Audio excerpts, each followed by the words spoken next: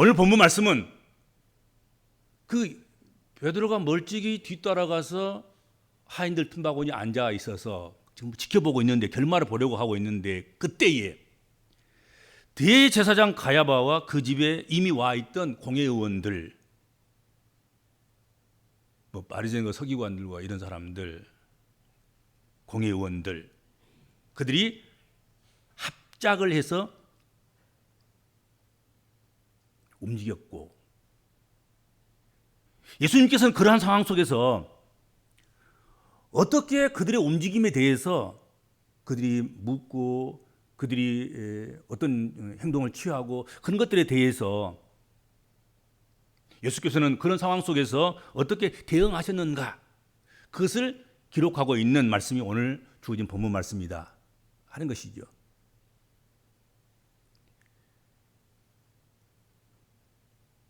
예수님을 체포한 무리들을 맞이한 대제사장과 그 패거리들은 공회의원들이 되겠죠. 그들은 이미 결의를 하고 있었어요. 예수님을 죽이기로. 그래서 아주 신속하게 모든 그 일정들이 진행이 돼가지고 증인을 세우는 일, 재판을 하는 일, 뭐 판결을 해서 사형을 언도해서 십자가에 넘겨주는 일, 이런 일들까지가 아주 일사천리로 그냥 정해진 기간도 짧게 하고, 뭐 증인도 없는데 거짓 증인 세워가지고 그런 일들을 이제 일사천리로 해 나가는 거지요.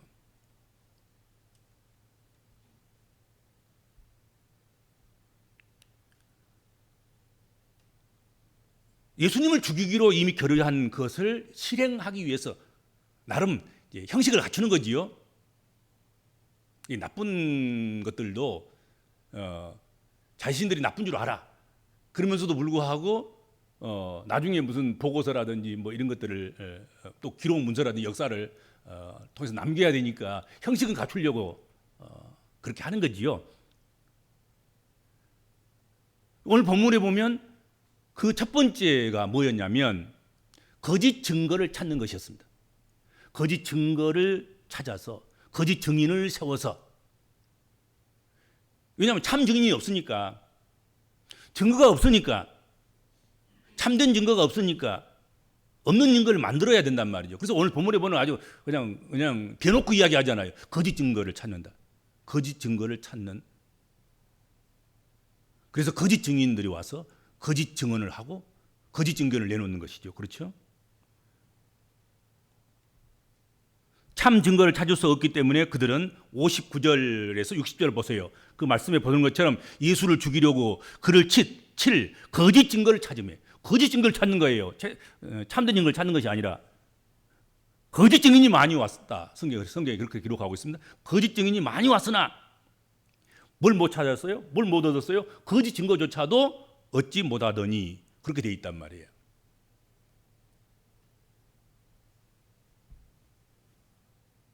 대제사장들이 사내들인 공의회를 모여서 예수님을 재판하면서 제일 먼저 한 일이 무엇이었습니까? 증거를 찾는 일, 증거를 수집하는 일이었습니다. 증거주의니까. 이스라엘도 증거주의를 채택하고 있는 것이죠. 율법은 반드시 재판을 하려거든 증인을 세워야 된다. 증인도 한 사람 안 되고 두 사람 이상의 증인을 세워야 한다.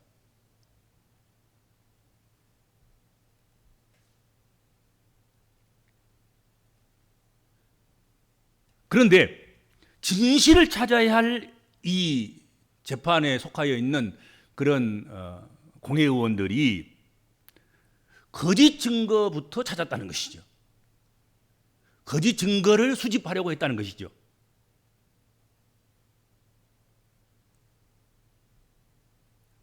예수님의 재판에서 공평하게 재판해야 되지만, 공정하게 재판을 해야 되겠지만 그들은 이러한 공정을 지키지 않았다 하는 것이죠. 그들은 도리어 거짓 증거만을 부지런히 찾아서 모았다 하는 것입니다. 이 재판이 얼마나 불의한 것인가, 예수님의 재판이라는 것이 얼마나 허무맹랑한 것인가. 아니, 예수님의 재판도 그랬는데 세상 재판들이 다 공평하리라고 생각하는 것이 얼마나 그 기대가 얼마나 순수하고 얼마나 어린아이 같이 같고 얼마나 순진한 생각인가. 재판은 난장판인 거예요, 사실은. 이기면 승리자가 되는 것이고, 그렇죠. 이기면 죄 없는 자가 되는 것이고, 지면 죄 있는 자가 되는 것이기 때문에 별 수단과 방법이 다 동원되는 것입니다. 그게 재판인 거예요. 그 재판을 여러분 순수하게 생각하면 안 됩니다, 여러분들. 고소하면 이길 것이라. 내가 가지고 있는 증거만 가지고 나가서 순수하게 가서 이야기만 하면 검사가 움직이고 변호사가 움직이고 판사가 움직여서 나를 유리하게 땅땅땅땅 때려줄 것이다. 그렇게 생각하면 어리석은 거예요. 안 그러잖아요, 성경에 보면. 예수 그리스도의 재판처럼 불의한 재판이 어디 있습니까? 이 재판처럼 공정하지 못한 재판이 어디 있습니까? 근데 이런 재판이 있었단 말이에요.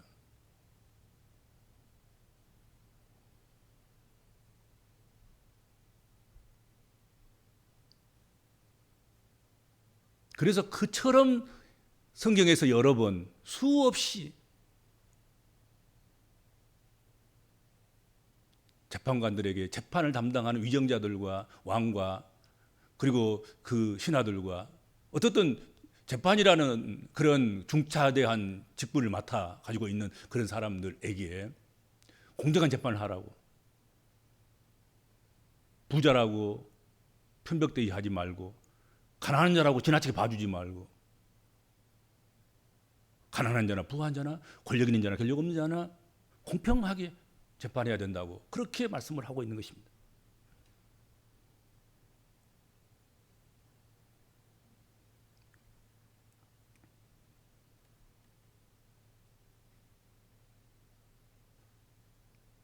예수님을 재판하는 그들은 예수님을 미리 죽이기로 결정해 놓고 거기에 짜맞추어서 예수님을 죽음에 이르게 할 죄를 찾아야 했습니다. 이미 답은 나와 있는 거예요. 이미 판결문은 이미 나와 있는 거예요. 예수 사형. 그런 거지요. 그리고 이제 사형할 수 있을 만한 그런 증거를 거짓이라도 조작해서라도 증거를 모아서 끼워 맞추는 거지요.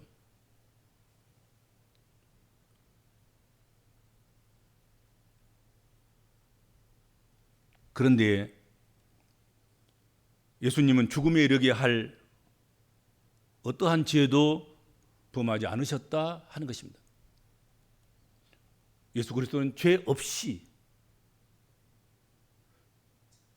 우리의 죄를 대신 짊어지기 위한 속죄양으로서의 어린 양, 우리는 그것을 고백하고 우리는 그것을 믿습니다. 그러니까 예수께서 죄가 없는 거지요. 죄를 찾을 수가 없었어요.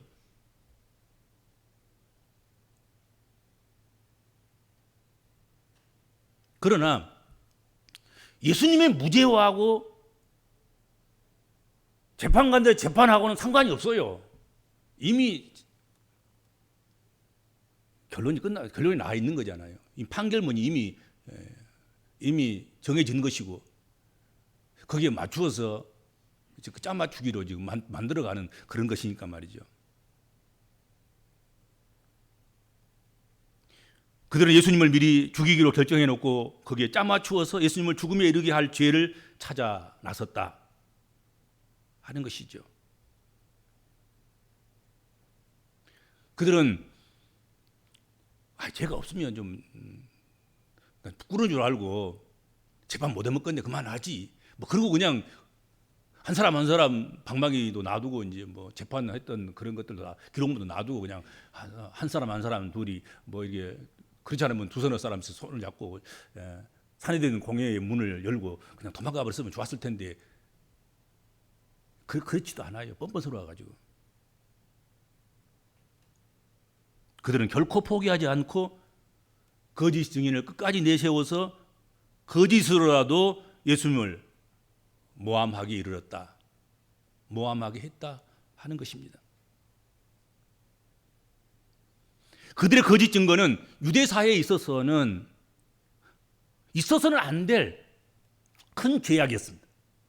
이것처럼 사회적 불안 요소를 만드는, 이것처럼 공의를 짓밟는 아주 악한 행동은 없는 것이죠.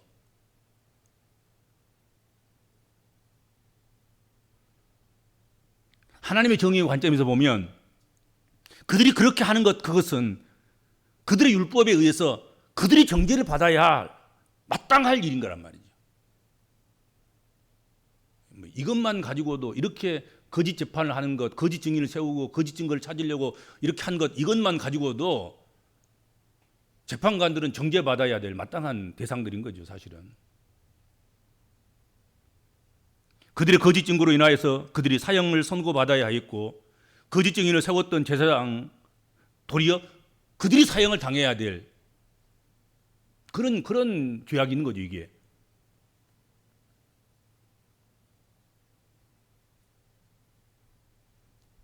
거짓 증거를 찾기 위해서 거짓 증인을 세운 대제사장들은 거짓 증거가 서로 상충을 해요. 저들끼리 거짓말 하다 보니까 거짓말이 꼬이는 거죠. 서로 말이 맞지 않아요. 두세 사람이 증인으로 세워지면 두세 사람의 말이 일치를 해야 되는데 서로 거짓말을 하기 때문에 서로 말이 틀린 거잖아요. 서로 말이 틀린 거란 말이죠. 그래서 오늘 본문 26장 60절 한번 보세요. 거짓 증인이 많이 왔으나 얻지 못하더니. 거짓 증인이 많이 왔어. 그러나 증인이 서로 엇갈리고 헷갈리고 뭐 서로 자기들끼리 상충돼 가지고 거짓 증인을 얻지 못한 거예요. 거짓 증거물 찾지 못한 거예요. 거짓 증인이 많이 왔으나 얻지 못하였다. 소득이 없었어. 그렇게 수소문을 해가지고 아무튼 뭐 뒤로 뭘 보장해 주면서 이번만 한번 잘해주면 뭐 이것도 약속하고 저것도 약속하고 이것도 주고 저것도 줄게 뭐 그래가면서 거짓 증인들을 모아가지고 그래서 증언을 찾았는데 얻지 못했다. 이렇게 대제사장들이 만족할 만한 이것이면 됐다. 이것이면 예수 그리스도로 사형 선고를 해도 괜찮겠다. 그럴 만한 증거를 못 찾은 거예요. 얻지 못했다. 성경 그렇게 말씀하고 있잖아요. 얻지 못하는 거예요. 실패하는 거예요, 사실은.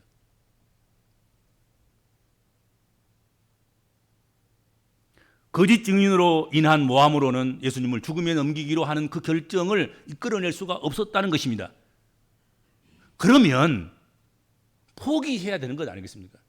이렇게 별 방법을 다 동원해서 거짓 증인들을 모으고 그것으로부터 유력한 거짓 증거를 찾아서 사형 언도를 탁 해버리려고 했는데 그게 안 되면, 그게 막혔으면 이것이 우리 잘못한 것이구나, 이건 불의한 것이구나, 이렇게 수단과 방법을 다 동원해서 거짓 것으로 꾸며서 만들려고 해도 안 되니까 이제 포기하자. 그러면 얼마나 좋겠습니까? 그렇죠. 그러면 대단히 양심적인 걸 거기까지만 멈춘다고 하면 거기까지 가서. 그런데 그들은 그렇지 않았다 하는 것입니다. 그들은 거짓 증거를 얻어내지 못하자 예수님으로부터 꼬투리를 잡아내기 위해서 도리어 호통을 치고 윽박지르면서 더욱 강하게 신문하는 모습을 오늘 성경이 보여주고 있는 것입니다. 그 뒤로 60절 이후로 보세요. 더 윽박지르는 거지요. 더 강력하게 강하게 묻고 왜 대답하지 않느냐 하고 따지고, 그리고 무리들 회중들은 침도 뱉고 뺨도 때리고 별짓 다 하는 거죠. 그렇죠?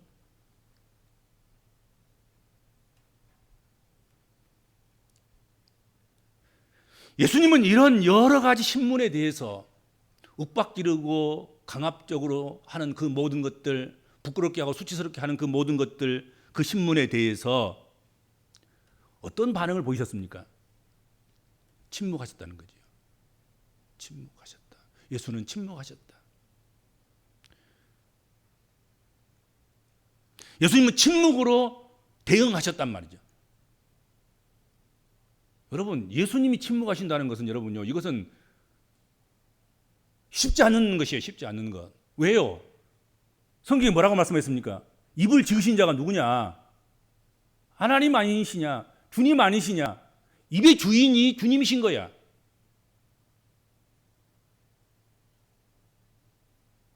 근데 입을 지으신 분, 입에 말을 넣으신 분, 말의 주인, 입의 주인이신 주님께서 지금 침묵하신 거란 말이에요.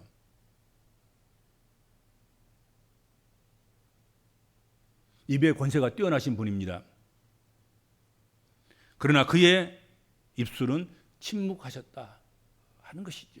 말을 못해 침묵한 게 아니란 말이죠. 말에 능력이 없어 침묵한 게 아닌 거예요. 싹 씻어 엎어가지고 그냥 딱 원점을 돌려버릴 수 있는 말의 능력이 주님께 있고, 거짓 증언하는 자들이 모든 입을 그냥 한꺼번에 다 막아버릴 수 있는 말을 지신이고 말의 주인이 주님이신데, 그렇게 하실 수 있는 주님께서 지금 침묵하시는 거예요. 말을 못해서가 아닌 거예요. 하도 어처구니가 없으니까 너희들끼리 떠들다가 말하라. 그러고는 아무 말도 안 해버린 거야. 그냥 하도 어처구니가 없으니까.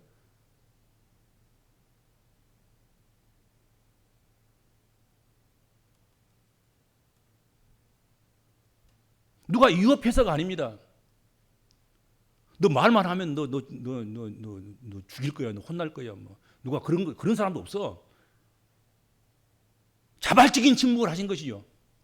말의 능력자이시고 말의 주인이시고 입을 지으신이고 입술에 말을 넣으신 그 주님께서 그 말에 대해서 그냥 침묵하시단 말이죠.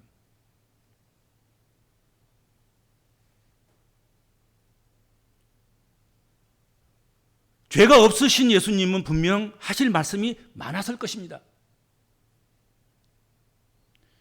예수님은 분명히 자신에게 죄가 없음을 증명할 만한 수많은 증거들도 가지고 계셨을 것이다 하는 것이죠. 뿐만 아니라 증인을 세우려고 하면 참 증인만을 세워도 아마도 가야바가 그 시문연화를 다 마치고도 세상이 몇 순비에 돌아가고도 그 참된 증인들을 세워서 증인 듣기도 쉽지 않을 거란 말이죠. 복음서에 보면 예수께서 하신 이 일을 다 기록하는 것은 하늘을 두루마리 삼고 바다를 먹물 삼아서 기록한다 하더라도 다 기록할 수 없을 것이다. 그렇게 이야기하고 있어요, 성경은. 그러니까 예수께서 자기를 변호하기 위해서 증거를 찾아서 증인들을 불러내서 증언을 세우고 증언하게 한다고 하면 여러분 끝이 없지요. 이들은 그냥 순간적으로 그냥 하룻밤도 제대로 증인들을 채우지도 못했고 그 증인들을 통해서 증거를 찾지도 못했고 그런 거 아니겠어요?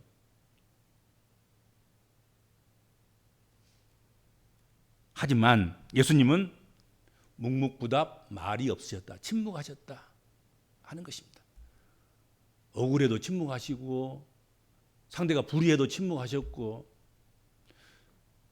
저들은 거짓 증인도 제대로 없는 그런 이들인데 자신에게는 참 증인도 너무 많아서 그럼에도 불구하고 그들을 항거해서 자신을 변호하기 위해서 증거하기 위해서 입을 열지 않았고 또 입을 열 자도 세우지 않았다.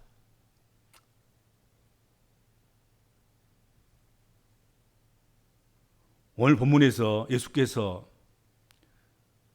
그들에게 입을 열어 답변하신 그것은 오직 자기가 누구인가에 관한 것에 대해서만 말씀하신 거예요. 변호하고 변증하고 나는 안 그랬다. 너는 그랬는데 나는 안 그랬단다. 너희가 알고 있는 거 잘못한 거야.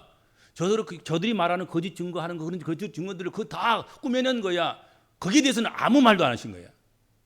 몰라서 말씀하신 것이 아니죠. 몰라서 침묵한 것이 아니라 아시면서도 말씀하지 않는 것이죠. 그러나 자기가 누구인가를 밝히는 이 일은 결코 모른 채 하지 아니하시고 그 어려운 가운데서도 그런 가운데서도 입을 열어서 분명하고 확실하게 이야기하셨다 하는 것이죠. 대제사장이 네가 하나님의 아들 그리스도인지 우리에게 말하라. 그렇게 예수께 말씀하셨을 때 예수께서 대답을 하십니다. 네가 말하였도다. 그래, 내가 하나님의 아들 예수다. 내가 그리스도다. 하고 이야기했다는 거지요. 그래, 나는 그리스도다. 네가 말한 대로 나는 그니라. 예수께서 내가 말하였느니라. 그러나 내가 너희에게 이르노니 이후에 인자가 권능의 우편에 앉아 있는 것과 하늘 구름을 타고 오는 것을 너희가 보리라 하셨다는 것입니다. 자기가 누구이고 장차 어떻게 임하실 것이고 하는 것에 대해서 그것에서만큼은 침묵하지 않고 묻는 자들에게 대답해 주셨다 하는 것이죠. 그러나 그것뿐이었다 하는 것이죠. 변호, 변명, 핑계 이런 것들에 대해서는 일절 침묵하신 거예요. 죽이기로 결정한 것들한테. 그래서 이것저것 짜맞추어서 결국은 사형을 언도하기 위해서 지금 수를 꾸미고 그렇게 그 문서가 요구하는 대로 그 문서를 만들어내기 위해서 보고서 하나 꾸미기 위해서 그렇게 하는 그에 대해서 입을 열어서 말하고 싶은 것이 없는 것이죠. 말을 해도 조작할 것이고 아니요 해도 예라고 쓸 것이고 예라고 해도 아니요라고 쓸 것이고 이미 죽이기로 결의한 사람들이 예수께서 무슨 말씀을 하든지 자기들 나름대로 쓸 것 아니겠습니까? 자기들 나름대로 할 것이고.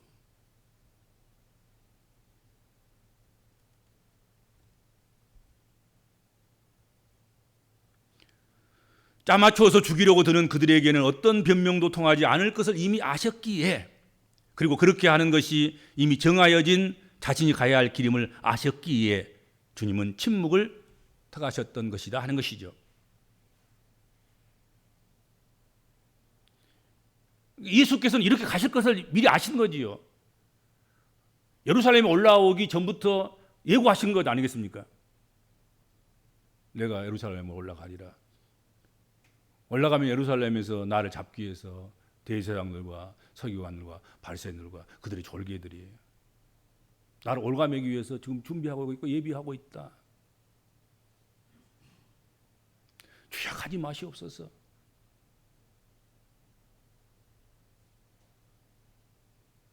그렇게 말리고 뜯어 말려도 예수께서는 아니다. 이미 때가 되어가고 있고 나는 가야 하리라. 이것이 이렇게 되는 것들이 이렇게 진행되는 것이 아버지의 뜻이니라. 아버지의 뜻을 성취하기 위해서 오늘도 어떻게 보면 침묵하신 거지요. 이렇게 죄를 뒤집어 쓰고 죄 없는 자가 죄를 다 짊어지고 십자가 지는 것, 그것이 아버지의 뜻이고 그것을 믿는 자들이 이제는 구원을 얻는 그런 역사가 일어날 것이고, 그걸 아신 주님께서 결국은 아니라고 변명하는 것, 그것은 내가 옳다고 변명하는 것은 십자가를 거부하는 것이고 내가 마셔야 할 잔을 다른 이에게 또 넘겨주는 그런 일들을 하게 되기 때문에 이번에 이 잔은 내가 마셔야 할 잔이고 이 십자가 내가 져야 할 십자가고 이번에 내가 이 백성들의 죄를 짊어져야 될 세상 죄를 지고 가는 어린 양이어야 하기 때문에 변명 없이 말 없이 침묵으로 그렇게 대응하셨다 하는 것이죠. 예수님께서 이처럼 말 없이 모함과 누명을 뒤집어 쓰신 것은 우리의 구원을 온전히 이루기 위함이었다. 성경 그렇게 말씀하고 있지요. 예수님은 그렇게 우리가 받아야 할 수치와 모욕을 대신 받으신 것이다 하는 것입니다. 죄 있는 사람이 마땅히 죄값 치러야지요. 그가 누구든지. 아무리 예수를 잘 믿는 사람도 죄 지었으면 죄값 치러야지. 예수 믿으면 그것까지 다 면제되리라고 생각하면 안 되지요. 사회적인 책임 다 감당해야 되죠.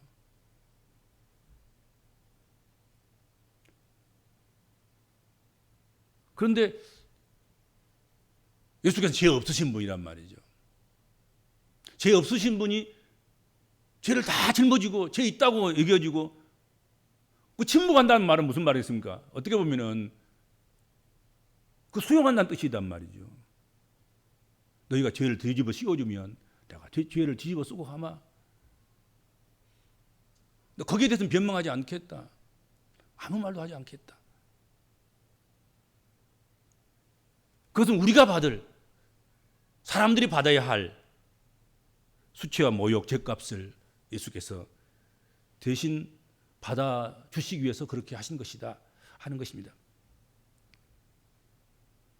그렇게 하는 것이 하나님의 뜻임을 알고 계셨기 때문이었다 하는 것이죠. 성경은 그것을 계속해서 강조하고 있어요. 복음서에서 계속 강조하고 있는 거 그거예요. 예수께서 이렇게 하신 것은 예수께서 항옥합을 깨뜨려서 머리에 부어주는 그 여인을 나무라지 않고 그대로 받아들이면서 이건 내 장사를 위한 것이야.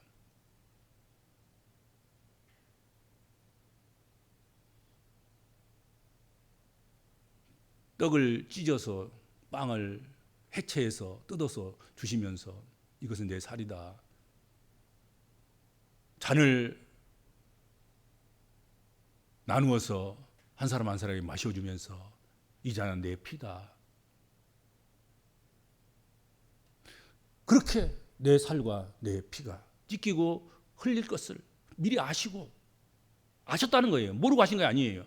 아셨기 때문에 그렇게 하신 거예요. 그리고 가룟 유다에게 서둘러 너희 하늘 일을 하라고 그렇게 권면하는 것도 이렇게 해서 하나님의 의를 이루기 때문이다. 하나님의 뜻을 이루는 것이다. 그래서 재촉하는 거잖아요. 하라고 강요하고 오히려 내버려 두기도 하고 미리서 알았으면 뭐 우리 같으면 어떻게 하겠어요. 죄 못 짓도록 뭐 발목이라도 부러뜨리고 뭐 결박이라도 하고 가룟 유다를 얼마든지 그렇게 할 수도 있었거든요. 예수께서 이미 아셨단 말이에요. 나와 함께 그릇에 손을 넣는 자가 그니라. 예수를 팔 자다. 나를 팔 자다. 이미 아신 거예요. 미리서 아신 거예요. 그래도 그냥 용납하신 거예요. 왜? 이 길이 하나님 아버지의 뜻이기 때문이다. 하나님 아버지의 섭리를 이루는 길이다 하는 것을 아셨기 때문이라는 거지요. 예수님은 자신에 관한 거짓 증언에도 침묵하시고 얼굴에 침을 뱉고 주먹과 손바닥으로 때려도 맞대응하지 않으셨습니다. 그 능력 많은 주께서 그런 말씀하셨지 않습니까? 야고보와 요한에게 내가 12영이나 더 되는 하늘의 천군 천사를 동원할 수 있는 권세가 없는 줄 아느냐? 나는 얼마든지 하나님과 동등되고 하나님의 아들로서 아들 찬스, 아빠 할 수 있는 찬스가 얼마든지 있는 거예요. 예수께는. 근데 그 아들 찬스 사용하지 않잖아요. 내가 당신의 아들이지 않습니까? 그리고 그 아들 찬스를 사용하도록 사단은 자꾸 공격하잖아요. 그렇지 않아요? 십자가에 달릴 때도 마찬가지였지 않습니까? 한쪽 강도가 니도 내려오고 강도에서 십자가에 못 박힌 우리들 좀 내려달라.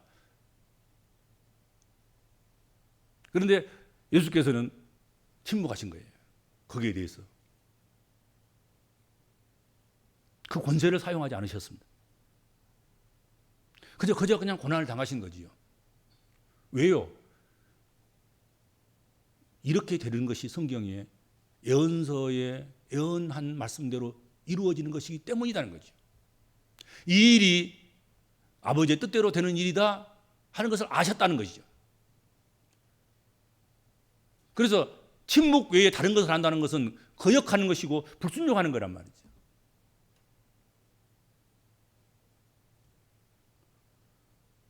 그렇게 하는 것이 하나님의 의를 이루는 길이었기 때문입니다.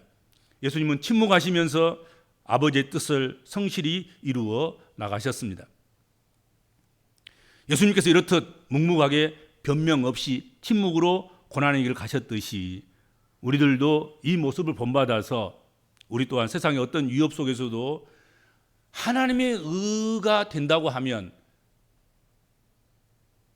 조금 억울하더라도 침묵하고 변명치 않고 핑계대지 않고 그 짐을 짊어지는 그런 일이 있어야 되지 않겠는가 하는 것입니다. 변명거리만 찾고 핑계거리만 찾는 말만 무성하고 말만 많은 자가 되지 않아야 된다 하는 것이죠.